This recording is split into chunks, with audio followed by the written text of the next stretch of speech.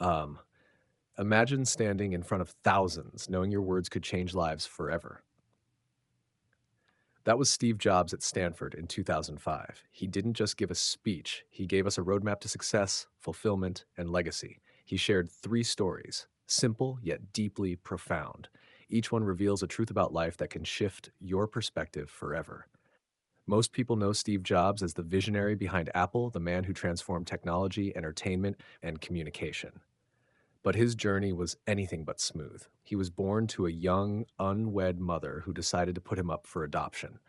His biological parents wanted him to be raised by a college educated couple, but the ones who adopted him weren't college graduates. His mother, however, made them promise that he would go to college one day, and so Steve Jobs enrolled at Reed College. But after just 6 months, he dropped out. Why? Because it was draining his parents' savings. College was expensive, and he didn't see the value in spending so much money without a clear sense of purpose. But instead of quitting and walking away, he stayed on campus as a dropout, sitting in on classes that actually interested him. One of those classes was calligraphy. It had no practical use at the time, but something about the beauty of typography fascinated him. He learned about serif and sans serif fonts, about spacing, and how different styles could evoke different emotions. It seemed random until years later when he was designing the first Macintosh computer. That knowledge of typography became the foundation for Mac's elegant design. If Jobs had never followed his curiosity, computers might never have had the beautiful fonts we take for granted today. He later reflected, "You can't connect the dots looking forward. You can only connect them looking backward." At the time, dropping out felt uncertain. Taking a calligraphy class seemed pointless. But in hindsight, it was all part of a bigger picture. Every step, even the ones that don't make sense now, could lead to something amazing later. That wasn't the only major challenge he faced. At 30 years old, Jobs experienced what most people would consider the ultimate failure. He got fired. Not from just any company, he got fired from Apple, the company he built, the company he started in his parents' garage.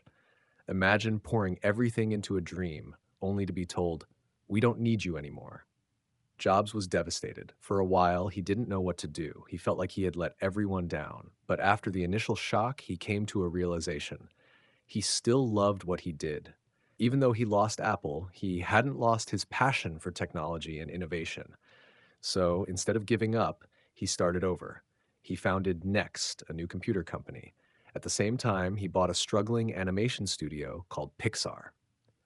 At first, Pixar seemed like a bad investment, but Jobs believed in its potential. Over time, that tiny studio created the world's first fully computer animated film, Toy Story.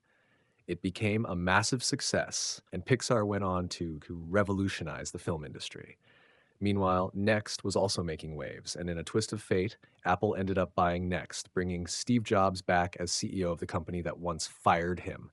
He later said, "Getting fired from Apple was the best thing that ever happened to me because it gave him the freedom to think differently, to rediscover his passion, to rebuild not just a company, but himself." Life is unpredictable.